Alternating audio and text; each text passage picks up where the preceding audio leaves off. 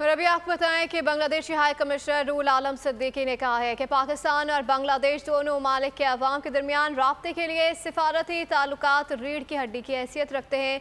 Karachi council of foreign relations के तहत पाकिस्तान और बांग्लादेश के ताल्लुकात के हवाले से प्रोग्राम का इनेकाद हुआ।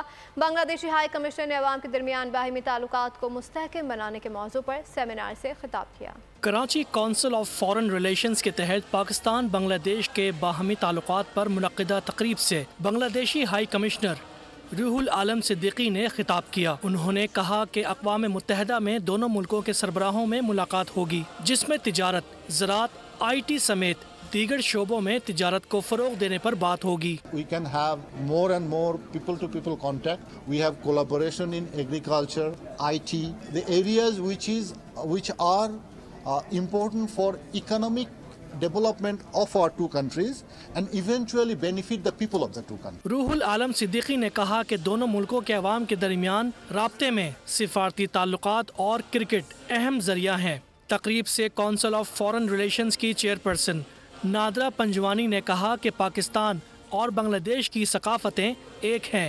We follow the same religion and traditions.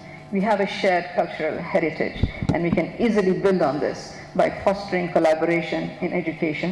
CFR के पैटर्न इन चीफ इकराम सहगल ने कहा कि दोनों ममालिक वीज़ा और कस्टम ड्यूटी ख़त्म करें तो ताल्लुकात में वुसअत पैदा हो सकती है। I tell you, just declare no visas, no tariffs, no custom duty. That's all.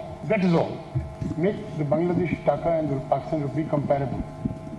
So you can buy things in Pakistani rupee or Bangladeshi taka. Simple. तकरीब के इख्तिताम पर बांग्लादेशी हाई कमिश्नर रूहुल आलम सिद्दीकी को अजरक पेश की गई। सब्सक्राइब करें और बेल दबाएं ताकि कोई खबर रह न जाए।